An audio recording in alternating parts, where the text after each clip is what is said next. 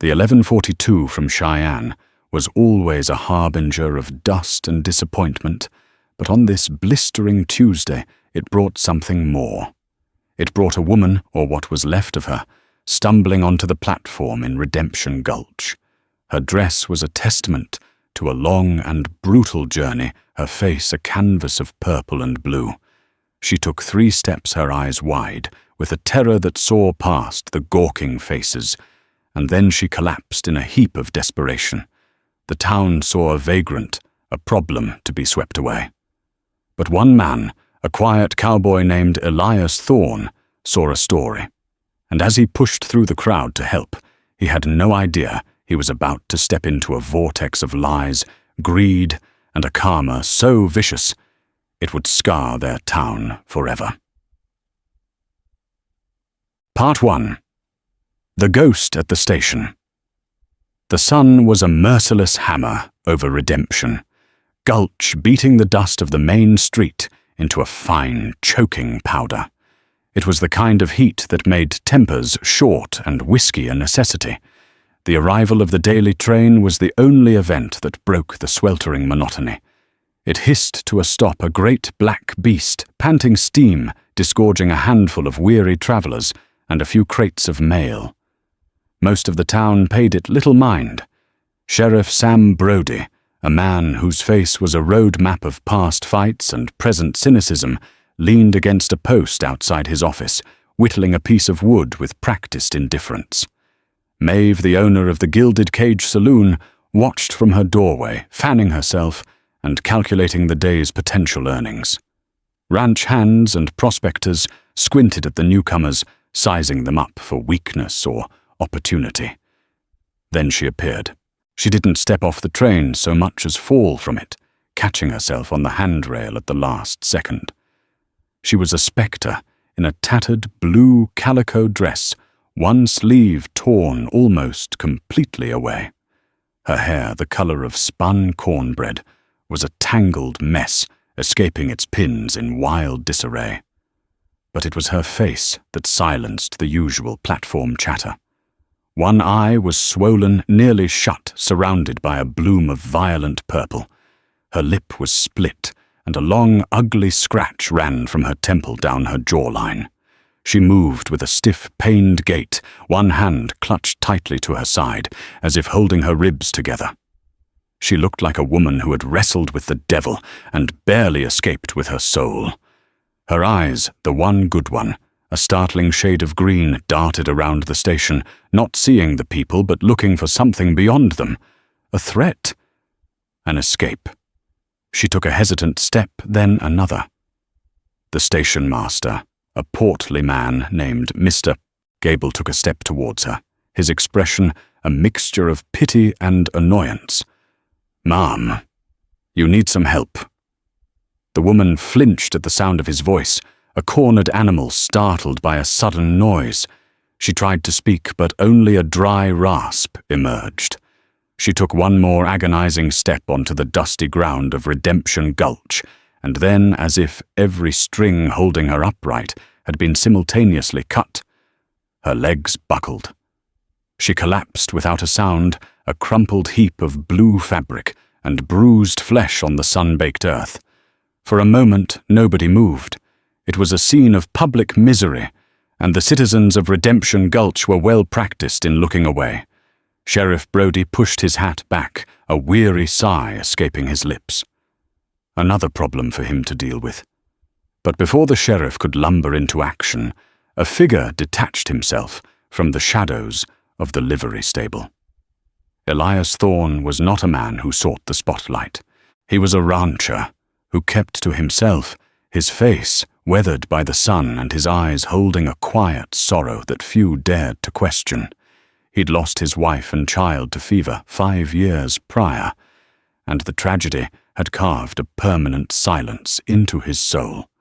He moved with an unhurried grace, his worn leather boots making no sound in the thick dust. He knelt beside the unconscious woman, his movements gentle and deliberate. He brushed a stray lock of hair from her face, his touch surprisingly tender for a man with such calloused hands. "Somebody get Doc Simmons." he said, his voice a low rumble that carried an unexpected authority.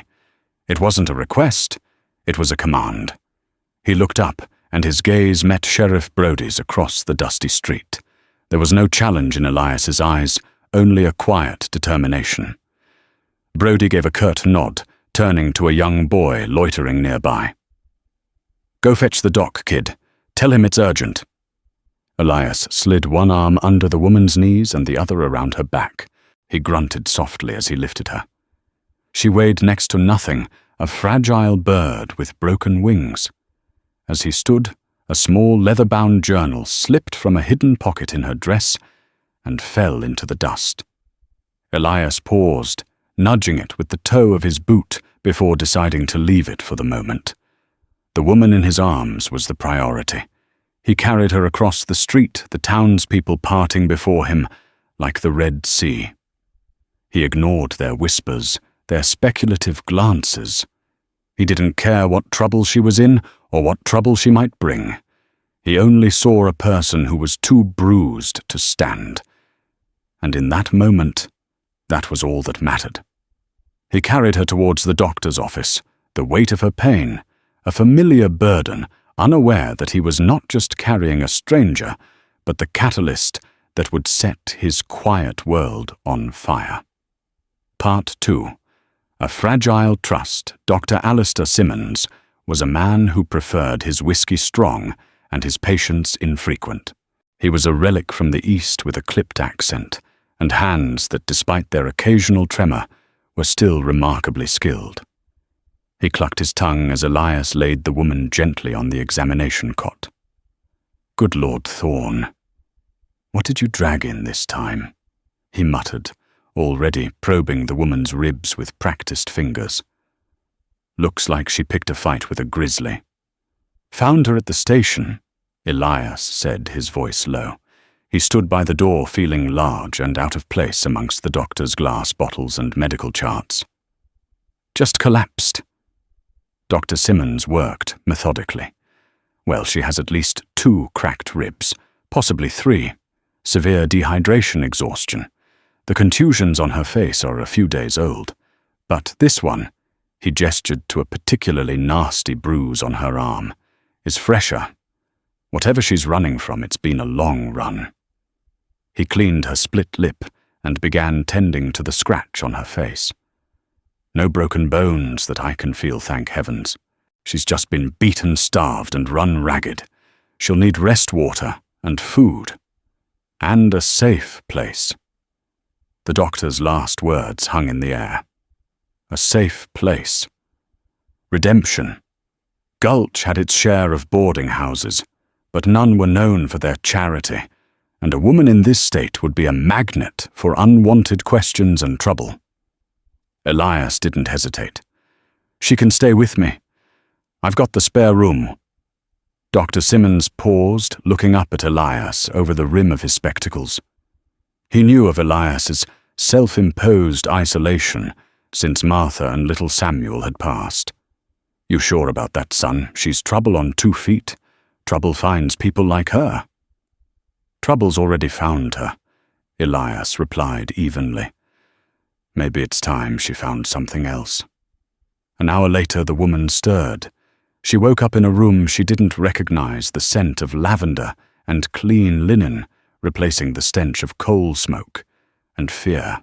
The bed was soft, a stark contrast to the hard train benches and dirt floors she'd become accustomed to. Sunlight filtered through a simple lace curtain, illuminating dust motes dancing in the air.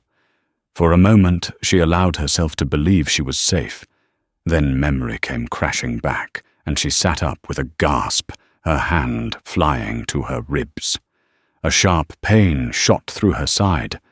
Elias, who had been sitting in a chair in the corner, rose slowly so as not to startle her. "Easy now. You're safe." Her eyes, now that both were open, were wide with panic. She scrambled backward on the bed until she hit the headboard. "Who are you? Where am I?" "My name is Elias Thorne. This is my home. You collapsed at the station. Dr. Simmons has seen to you." He kept his voice calm and steady, the way he would with a spooked horse. He gestured to a glass of water on the nightstand. "You should drink this." She watched him, her gaze assessing suspicious. She had learned the hard way that a man's kindness was often just a prelude to cruelty. But there was something in Elias's eyes, a deep-seated sadness, a weariness that mirrored her own that made her pause. He made no move to come closer. He simply waited. Hesitantly, she reached for the water, her hand shaking. She drank it down in 3 long gulps, the cool liquid a balm to a parched throat. "Thank you," she whispered, her voice hoarse. "What's your name?" Elias asked gently. She hesitated, the lie already forming on her lips, but looking at the quiet decency in his face, she found herself telling a sliver of the truth. "Clara. Clara May Thompson." "Well, Clara May Thompson," Elias said with the ghost of a smile. "You can rest here as long as you need. No one will bother you." Over the next few days, a fragile routine formed. Elias would leave a tray of food by her door and go about his ranch work. Clara would eat when she was sure he was gone, slowly regaining her strength. The physical bruises began to fade, yellowing at the edges, but the fear in her eyes remained. Sheriff Brody stopped by on the 2nd day. He stood on the porch, refusing to come inside, his thumbs hooked in his belt. "Word is you've taken in the stray from the station, Elias." "She has a name. It's Clara," Elias said, blocking the doorway. "Right. Clara." Brody grunted. "Look, I need a statement. Who did that to her? Where did she come from? A woman doesn't get that beat up by accident." "She's not ready to talk to anyone," Elias said firmly. "That's not your call to make. This is official business. She could be a wanted criminal for all we know. Or her husband could come looking for her, and I don't want a domestic dispute turning my town into a shooting gallery." The mention of a husband made Elias's jaw tighten. "She's resting sheriff. When she's able, I'll let you know." Brody stared at him for a long moment, then spat a stream of tobacco juice into the dust. "You're a fool, Thorne. A soft-hearted fool. No good will come of this. Mark my words." Later that evening, Clara finally emerged from her room.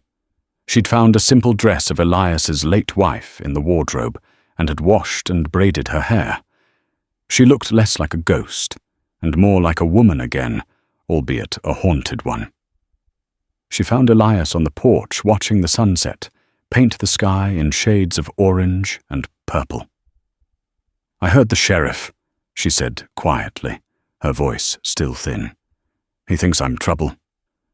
"The sheriff thinks everyone is trouble," Elias replied without turning. "Pay him no mind." She stood beside him, her hands clasped tightly in front of her. "He mentioned a husband." Elias turned to look at her then. "Is there one?" Clara's gaze dropped to the floorboards. She nodded a single jerky movement. "His name is Jedediah Blackwood." She wrapped her arms around herself, a chill running through her despite the warm evening air. "He's a monster. He has a temper. I took what money I could and ran. I don't know if he's following me." The story was simple, believable, and it fit the evidence of her injuries perfectly. It was also a carefully constructed lie, a shield built around a far more complicated and dangerous truth. But Elias, seeing the genuine terror in her eyes as she spoke the name Jedediah, had no reason to doubt her. His protective instincts, dormant for so long, surged to the surface. "He won't find you here," Elias said, his voice a quiet promise. "And if he does, he'll have to come through me." In that moment, under the vast bleeding sky, a fragile trust was forged between the broken woman and the grieving man. It was a bond built on a partial truth, a dangerous foundation for what was to come. For in shielding her, Elias was unknowingly placing himself in the path of a storm far greater than a simple, abusive husband. Part 3. The Charming Serpent. A week passed. Under Elias's quiet care, Clara began to heal. Colour returned to her cheeks, and the haunted, hunted look in her eyes lessened, replaced by a cautious curiosity about her surroundings. She began to help around the small ranch house, her hands, though unaccustomed to the work, proving to be deft and quick. She mended Elias's shirts, tended to the small vegetable garden Martha had planted, and filled the silent house with the soft scent of baking bread. Elias found himself watching her, a strange feeling stirring in his chest. It wasn't love, not yet, but it was a warmth that pushed back against the cold loneliness that had been his constant companion for 5 years. He saw glimpses of the woman she might have been before life had beaten her down, a quick wit, a gentle laugh that she tried to stifle as soon as it escaped. The town, however, remained suspicious. Whispers followed Elias whenever he went to the general store. Maeve at the Gilded Cage served him his weekly whiskey with a knowing smirk. "Heard you've got yourself a housekeeper, Thorne. A pretty one too, now that her face ain't black and blue." Elias ignored them all. He and Clara had created a small, fragile sanctuary, a world of two against the harsh judgment of Redemption Gulch. It was a peace destined to be shattered. The change arrived, as it always did, on the 11:42 from Cheyenne. This time, the man who stepped off the train was the polar opposite of Clara. He was dressed in a tailored suit of fine grey wool, immaculate despite the dust. His boots were polished to a mirror shine, and a silver-handled cane was held loosely in his gloved hand. He was handsome in a smooth, polished way, with dark, intelligent eyes, and a smile that seemed both genuine and predatory. He surveyed the dusty street with an air of sophisticated amusement, as if he'd stumbled upon a quaint, if rather primitive diorama. He approached Sheriff Brody, who was in his usual spot, and tipped his hat. "Pardon me, Sheriff," he said, his voice a rich, cultured baritone that was entirely out of place in Redemption Gulch. "I am searching for someone. My wife. I believe she may have passed through here." Brody straightened up, intrigued. This was far more interesting than his usual diet of drunk cowboys and stolen chickens. "And who might your wife be, Mr.?" "Her name is Clara. Clara Croft," the man said, his smile tightening with a flicker of concern. "She is unwell, prone to episodes of fancy, of confusion. She left our home in Denver a fortnight ago in a state of distress. I have been tracking her ever since. She is a delicate creature, and I am deeply worried for her safety." He produced a silver locket from his waistcoat pocket and snapped it open.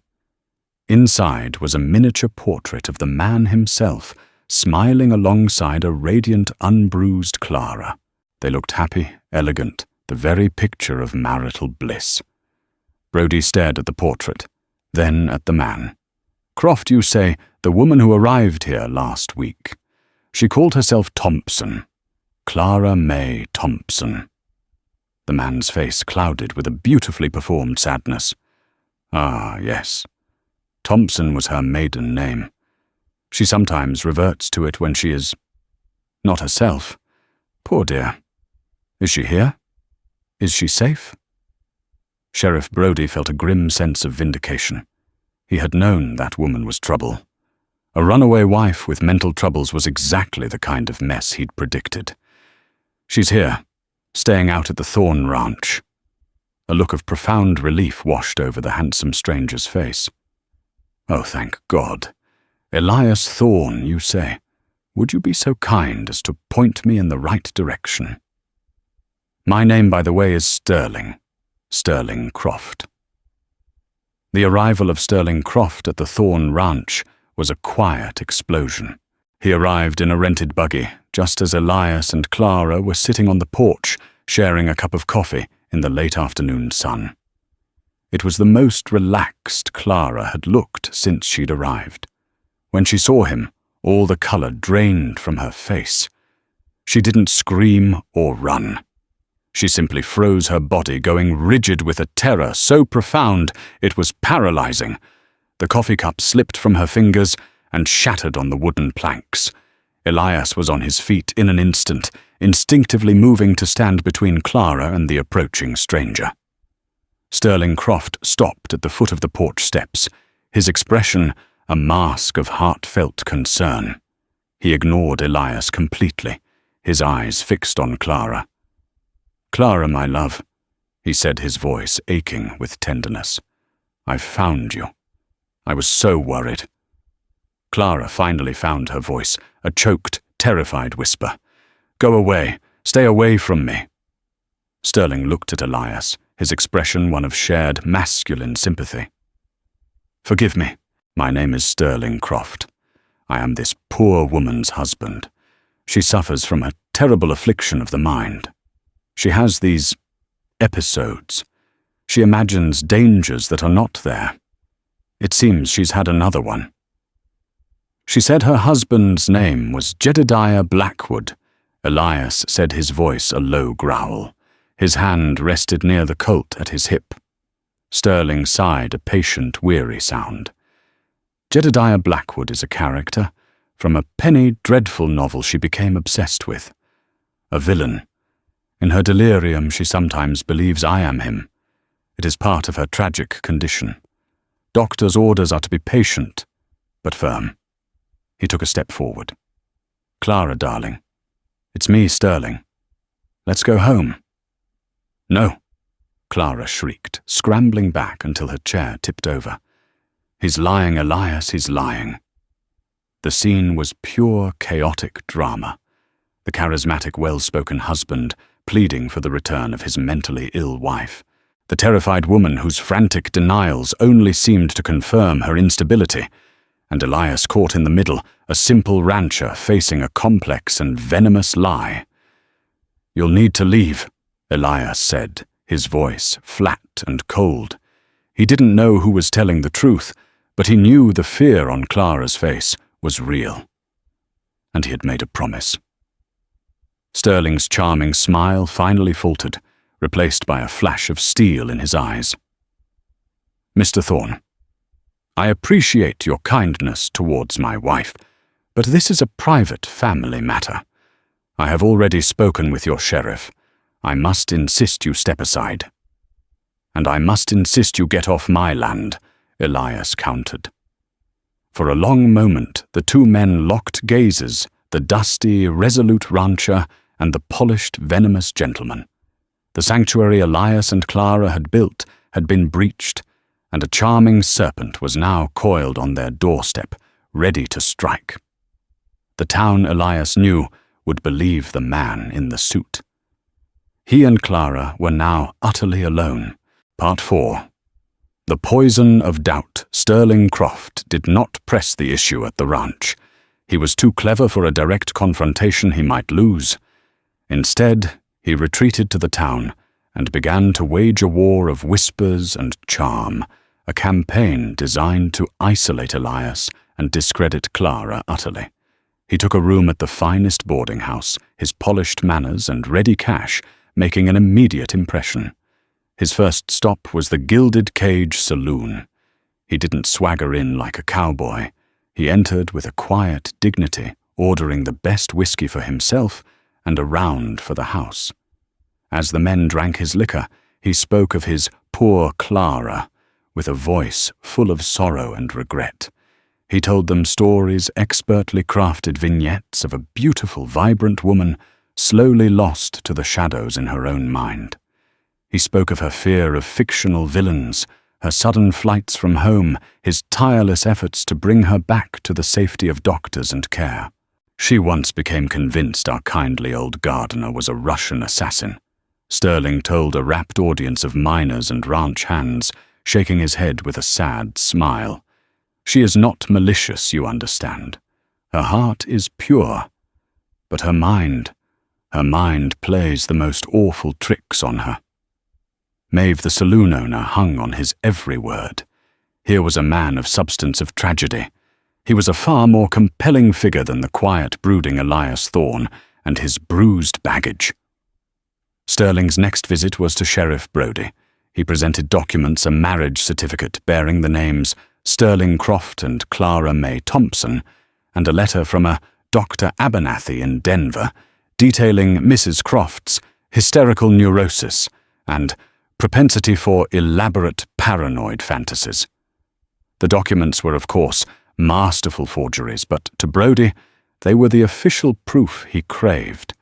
They turned a messy situation into a simple medical one. "I don't want to press charges against Mr.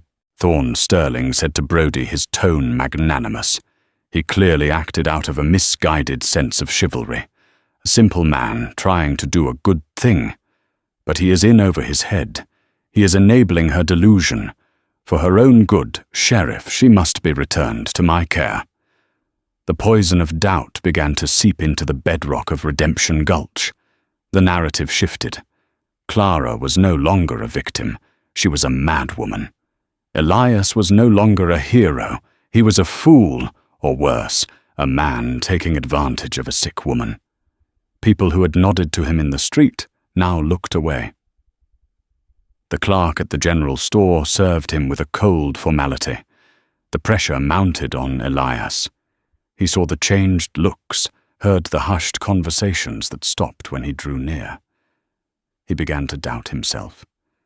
Had he been wrong, Sterling Croft was so plausible, his story so detailed and consistent. Clara, on the other hand, was a closed book. Her past was a blank, save for the single brutal story of a husband named Jedediah Blackwood. One evening he confronted her. The strain was evident in the lines around his eyes. "Clara, that man Croft, his story, he has papers, a marriage license." Clara was scrubbing potatoes at the kitchen sink, her hands stilled. "They're forgeries. He has a letter from a doctor in Denver." A lie. "He has a photograph, Clara A. Lockett, with a picture of you both, and you look happy." Elias's voice was strained, desperate for an explanation that could fight back against the tide of doubt. "The whole town believes him, even Sheriff Brodie. They think you're sick in the head and that I'm keeping you here against your will." Clara turned from the sink, her face pale, her green eyes blazing with a desperate fire. "And what do you believe, Elias?" The question hung between them, heavy and sharp. He wanted to say he believed her unequivocally, but he couldn't. A sliver of doubt had taken root in his heart, and it was a bitter, ugly thing. "I believe your fear is real," he said, which was the honest, if unsatisfying truth. "But I don't understand. Why would he do this? Why create this elaborate lie?" "Because the truth is worse," she whispered, her voice cracking. "And because he knows no one will believe the word of a bruised, penniless woman against a man like him."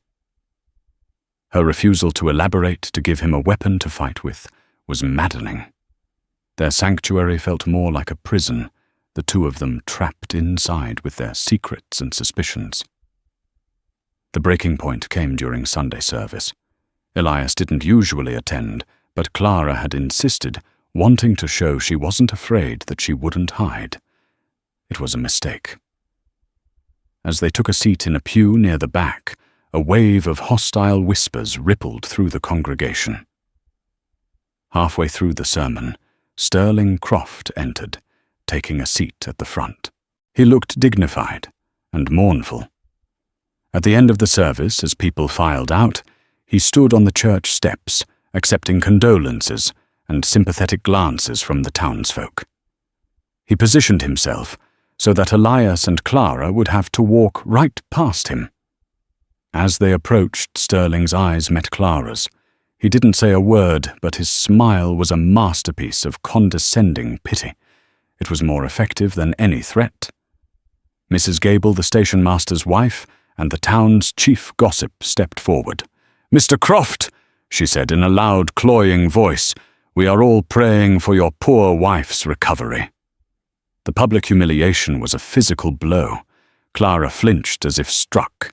Elias grabbed her arm, his face a mask of thunder, and pulled her away, pushing through the crowd of accusing eyes. That night, the silence in the ranch house was heavy and suffocating. Clara had retreated into herself completely. Elias sat on the porch, staring into the darkness, the sheriff's words echoing in his head. "You're a fool, Thorne. A soft-hearted fool. He was protecting a woman who wouldn't trust him with the truth. He had made himself an enemy of a powerful, manipulative man. He had turned his entire town against him. Doubt was a poison, and he was beginning to feel its paralyzing effects. He looked at his Colt, holstered on the chair beside him, and for the first time, he wasn't sure who the real enemy was. Part 5. The Telegram and the Terrible Truth. Elias Thorne was a rancher, not a detective, but years of living alone had sharpened his senses. He noticed things others missed. And something about Sterling Croft, something beyond the smooth lies and forged papers, felt fundamentally wrong. It was a small detail, almost insignificant, that pricked at the edge of his mind. It was the dust on Croft's immaculate boots. Redemption Gulch was built on soil the color of faded parchment, a pale brown dust that coated everything. But the day after a brief, unseasonable rain shower, Elias saw Croft walking out of the hotel. The cuffs of his trousers and the seams of his boots were stained with a faint, reddish-orange clay.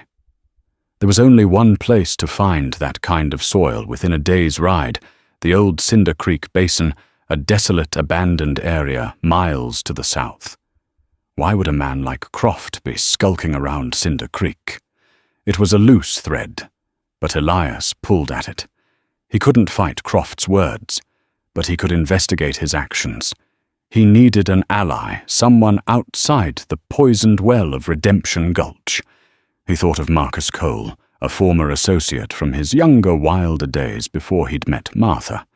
Marcus had traded his 6-gun for a telegraph key and was now the station chief in Cheyenne, a man who knew how to find things out. Leaving Clara with a shotgun and a solemn promise to return in 2 days, Elias rode hard for the next town, with a telegraph office, avoiding Redemption Gulch entirely. He didn't want Croft knowing he was gone. He sent a detailed message to Marcus in Cheyenne Marcus. "Need info. Urgent. Man in Redemption. Gulch calling himself Sterling Croft. Claims wife Clara is mentally unwell. Origin Denver. Smooth talker. Fine suit. Looks like money, but rides in secret to Cinder Creek. Check Denver records. Bankers. Police. Anything on Sterling Croft or a woman named Clara Mae Thompson. Something is wrong. I owe you. Elias." Stop. The 2-day wait was agonizing. Elias holed up in a cheap hotel room, cleaning his weapons and wrestling with his own conscience. What if he was wrong? What if he returned only to find that Croft, with the law on his side, had taken Clara away? What if Clara really was sick, and he was the villain of the piece? On the evening of the 2nd day, the reply came clicking across the wire. The telegraph operator, a pimply youth, handed him the flimsy piece of paper with a disinterested air. Elias's hands trembled slightly as he read it. Elias. Stop. Croft is a ghost in Denver. No banker, no socialite, no man of substance by that name. No marriage license, filed for Croft and Thompson. Abernathy Clinic does not exist. He is a complete fabrication. Stop. Elias felt a cold rush of validation, immediately followed by a wave of dread. So Croft was a liar. But who was he? The message continued. But I found the other name. Jedediah Blackwood. Stop. Big player in the silver mines near Leadville. Ruthless. Dangerous. Married a Clara Mae Thompson. 3 years ago, she was an heiress from back east. Her father died 6 months ago. leaving her a fortune in trust. Blackwood cannot touch it without her signature. Stop. Blackwood has a partner, a con man, known in card rooms from St. Louis to San Francisco. Charming, educated, specializes in swindling the wealthy, uses many names. His description matches your man perfectly. His real name is believed to be Alton Perry. Stop. Elias, this is not a domestic dispute. This is big money and bad men. Be careful. Marcus, stop. The world tilted on its axis. Elias leaned against the wall, the telegram crushed in his fist. It all clicked into place with horrifying clarity. Jedediah Blackwood was real. The monster was real. Clara hadn't been lying, but she hadn't been telling the whole truth either. This wasn't about escaping a simple brute. It was about escaping a plot to steal her inheritance. Sterling Croft or Alton Perry wasn't the husband. He was the clean-up crew, the charming face sent to retrieve the valuable asset. The bruises weren't from him. They were from Blackwood, the man she truly feared. The story of her mental instability was the perfect cover. Who would believe a crazy woman's accusations about a conspiracy? Elias spurred his horse into a desperate gallop, riding through the night. The reddish dust on Croft's boots now made sense. He wasn't just wandering. He was likely meeting someone, or perhaps waiting for the real monster to arrive. He burst into the ranch house just before dawn. Clara, who had been sitting awake by the window with the shotgun across her lap, jumped to her feet. Elias strode across the room and held out the crumpled telegram.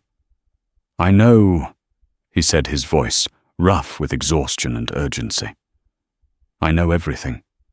He saw the flicker of fear in her eyes, but this time it was different. It was the fear of being truly seen, her last defense stripped away. "Jedediah Blackwood is real." Elias continued, his voice softer now. "The inheritance. The con man, whose real name is probably Alton Perry. I know." Tears welled in Clara's eyes and began to stream down her face. Not tears of sadness, but of an overwhelming, soul-shattering relief. The burden of her secret had been lifted.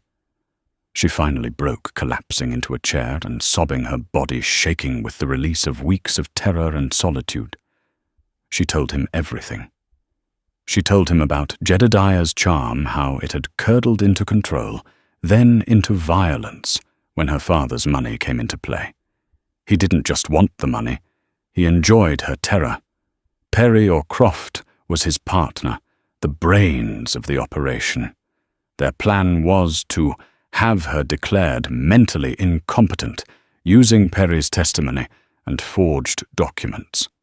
Once committed to an asylum, Blackwood would gain control of her trust.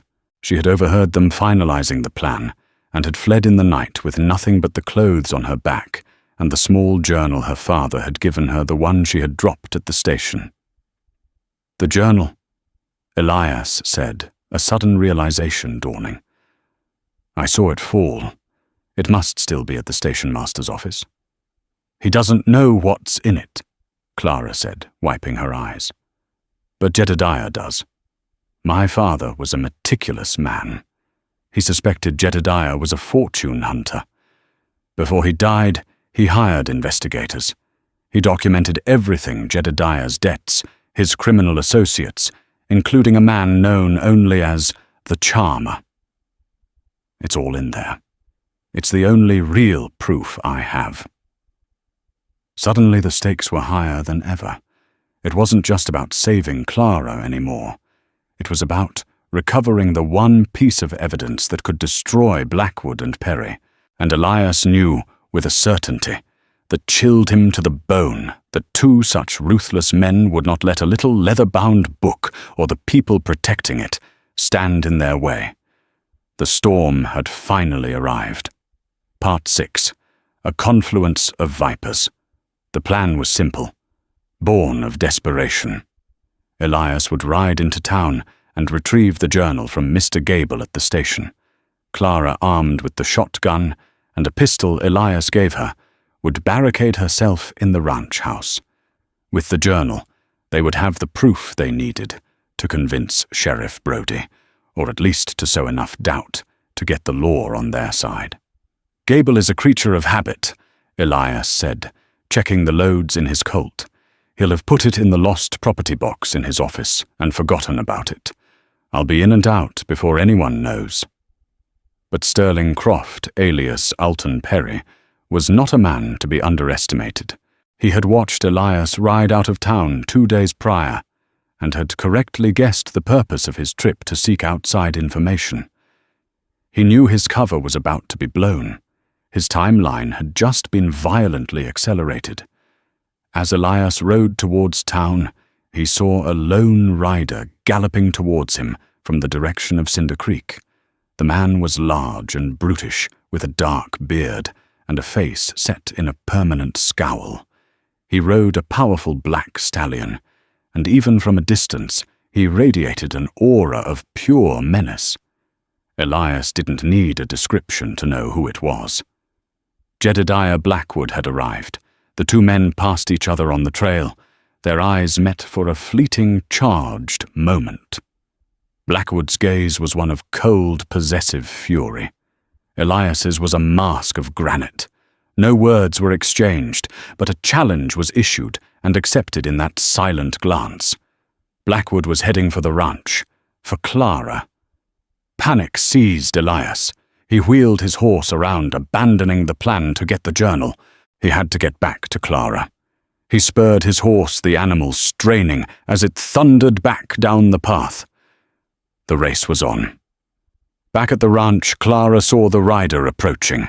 She recognized the powerful shoulders, the arrogant tilt of the head. It was Jedediah. Her blood ran cold. The man from her nightmares was here. She bolted the door, slammed the crossbar in place, and ran to the window, leveling the shotgun on the sill. Her hands were slick with sweat, but her resolve was firm. She would not be taken again. Blackwood reined in his horse 50 yards from the house, his lip curled in a sneer. "Clara, my sweet," he boomed, his voice dripping with mock affection. "The game is over. Your little friend Perry has made a mess of things. Come on out. Don't make this unpleasant." "Go to hell, Jedediah," she screamed back, her voice thin but defiant. Blackwood chuckled a low, ugly sound. "Have it your way." He dismounted, pulling a large caliber rifle from his saddle scabbard. He was preparing for a siege. Meanwhile, in Redemption, Gulch Alton Perry was making his final move. He strode into the stationmaster's office, his charming demeanor replaced by a cold efficiency. "Gable," he said, his voice sharp. "The woman who collapsed here over a week ago. She dropped a small journal. I need it." Mr. Gable, flustered, looked up from his paperwork. "Oh, Mr. Croft. Yes, I believe I have it here somewhere." He began rummaging through a wooden crate labeled "Lost Property." "Faster." Perry snapped his patience, gone. Just as Gable's hand closed around the leather-bound book, the office door flew open. Sheriff Brody stood there, his hand on his gun. "Croft," Brody said, his voice level. "I just got a telegram from the marshal in Cheyenne. He had some interesting things to say about a con man named Alton Perry. Seems he fits your description." Perry froze. The mask was gone. The charming gentleman vanished, replaced by a cornered rat. His hand darted inside his coat, but Brody was faster. The sheriff's pistol was drawn and leveled before Perry could clear leather.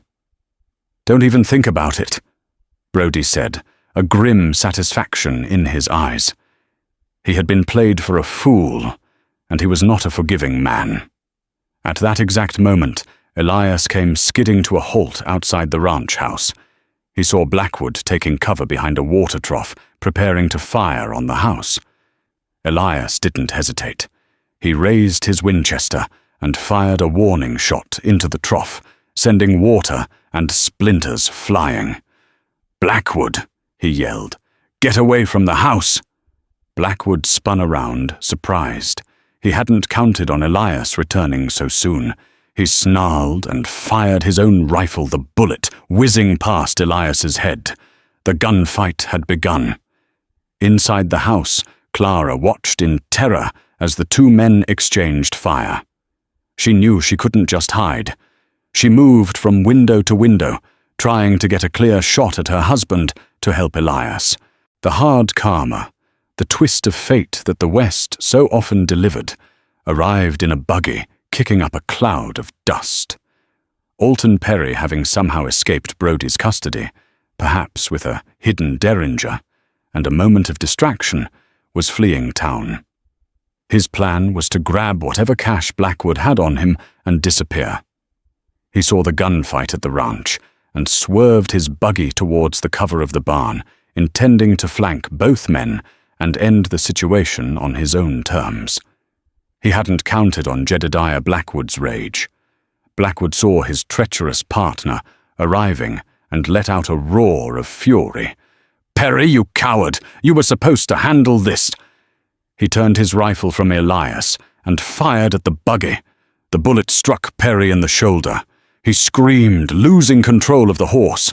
The buggy careened wildly and crashed into the side of the barn, throwing Perry to the ground. This was the moment karma cashed in its chips. The two villains, the brute and the charmer, were now face to face, their partnership dissolved in a storm of greed and betrayal. "You let her get away. You let this farmer get involved," Blackwood bellowed, advancing on the wounded Perry. "You were supposed to be the smart one." "The plan was flawed from the start, you thick-skulled ape," Perry spat back, clutching his bleeding shoulder and fumbling for his pistol. "Your brutality made her run. This is on you." They fired at each other at almost the same instant. Blackwood's shot went wide. Perry's fired from the ground was true. The bullet caught Blackwood square in the chest. The big man staggered, a look of shocked disbelief on his face. He fired his rifle one last time, a shot of pure reflex, before he collapsed into the dust. The rifle ball struck the old dry timber of the barn, right next to where Perry was lying. It was just a piece of lead, but it hit a rusty lantern that had been hanging on a nail for years. The lantern fell shattering on the hay-strewn ground. Oil spilled out, and a stray spark from the impact did the rest. Flames erupted with a sudden whoosh, licking up the dry wood of the barn. Perry, his leg pinned beneath the wreckage of the buggy, screamed as the fire began to surround him. Elias, stunned by the sudden turn of events, ran towards the inferno. His animosity was with the con man, but his code wouldn't let him watch anyone burn. But the fire was too intense, the flames building a wall between him and the screaming man. The door of the ranch house burst open, and Clara ran out her eyes, wide with horror, not at the burning barn, but at the body of Jedediah Blackwood, lying motionless in the dirt. It was over. The monster was dead. Sheriff Brodie and a hastily assembled posse arrived moments later, drawn by the sound of gunfire and the column of black smoke. They took in the scene of carnage, one man dead in the dirt, another being consumed by fire, and Elias Thorne, standing with a smoking rifle in his hand, next to a terrified but resolute Clara. The dust began to settle, smelling of gunpowder and ash. The confluence of vipers had devoured itself, brought down not by a hero's bullet, but by the poison of their own greed. Part 7. The Scars of Redemption. The fire in the barn raged for an hour before it burned itself out, leaving behind a blackened skeletal frame and the grim final silence of Alton Perry. Jedediah Blackwood's body was carted away unceremoniously, his reign of terror ending in the same dust he sought to conquer. The drama had been swift, brutal, and absolute. In the aftermath, Redemption Gulch was a town grappling with its own reflection. The citizens who had so readily believed Sterling Croft's smooth lies and shunned Clara now looked at her with a mixture of guilt and awe. Mrs. Gable brought over a freshly baked pie, her usual gossipy demeanor replaced by a stammering, heartfelt apology. Maeve from the Gilded Cage declared that Clara and Elias would drink for free, for life, a gesture of respect from a woman who respected survival above all else. Sheriff Brody, standing on Elias's porch as the sun set, handed over the small leather-bound journal. His face was grim. "I was wrong," he said, the words costing him a great deal. "I saw a fancy suit and a good story, and I bought it. I should have trusted the look in your eyes, ma'am. Fear can make people look mad, Sheriff." Clara said, her voice quiet but steady. She accepted the journal, her fingers tracing the worn leather. It felt like a lifetime ago that it had slipped from her dress. "And greed can make a man a fool," Brody finished tipping his hat. "The town owes you both." But the end of the violence was not the end of the story. The real-life drama, the kind that unfolds long after the guns are holstered, was just beginning. The town saw a neat conclusion, a victory of good over evil. Elias and Clara saw the scars that remained. Clara, though finally free, was haunted. At night she would wake up from nightmares of Blackwood's snarling face or Perry's condescending smile. The inheritance, once a symbol of her bondage, was now legally hers, a vast fortune waiting for her in a Denver bank. But the thought of it brought her no joy, only a deep, weary sadness for the life it had cost her and the blood that had been spilled. She was no longer a victim, but she did not yet feel like a survivor. She felt like a battlefield. Elias, too, was changed.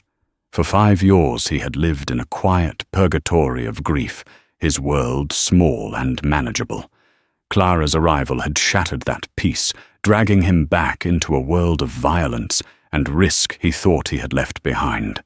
He had been willing to kill and die for her, and that realization unsettled him. The protective instincts she had awakened were tangled up with the memory of his lost family, creating a complex knot of duty affection and sorrow in his heart. They existed in a strange limbo in the weeks that followed. The town expected a romance, a neat storybook ending where the brave rancher married the rescued heiress. But what grew between them was something deeper, quieter, and more fragile. It was a kinship of the wounded. They would sit on the porch for hours, often in silence, watching the stars appear, each understanding the shadows that moved behind the other's eyes without needing to speak of them. One evening, Clara turned to him, the journal resting in her lap. "I've been thinking," she said. "I can't stay here forever." Elias's heart clenched, but he kept his face neutral. "No one expects you to. You have a fortune waiting for you, a life to rebuild." "That's just it," she said, looking out at the vast, dark expanse of his land. "I don't know what that life is. I can't go back east. And Denver holds too many ghosts. All I know is this porch, this quiet. This is the only place I've felt safe in 3 years." She paused, then continued, her voice gaining strength. "The old seamstress shop in town is for sale. Mrs. Gable told me. I'm good with a needle. I was thinking of buying it, of making a life here, on my own." She looked at him, her green eyes clear and direct. "Not as your housekeeper, Elias, not as your charity case, but as your neighbor, as Clara May Thompson." Elias looked at her, truly looked at her, and saw not the bruised woman from the station, but a person of incredible strength, forging her own path out of the ashes of her past. He felt a profound sense of respect, an admiration that was more solid and real than any fleeting passion.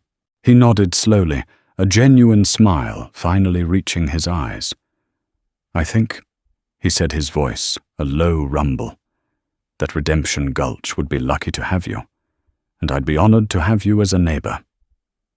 It wasn't a declaration of love, And it wasn't a promise of a future together. It was something far more important, an acknowledgement of her independence and his respect for it. The healing would be long.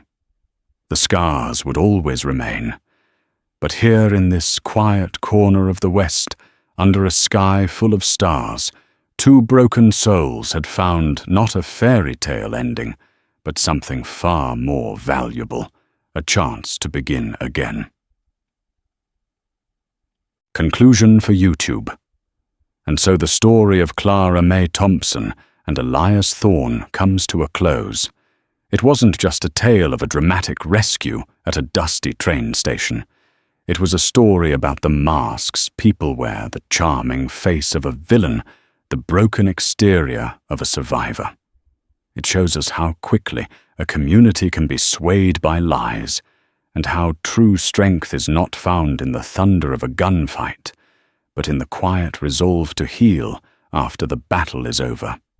Hard karma came for Jedediah Blackwood, and Alton Perry delivered not by a single hero, but by the weight of their own treachery. Clara's final choice to build her own life rather than fall into another's is the true heart of this tale. It's a reminder that the most profound dramas are the ones we live long after the smoke has cleared.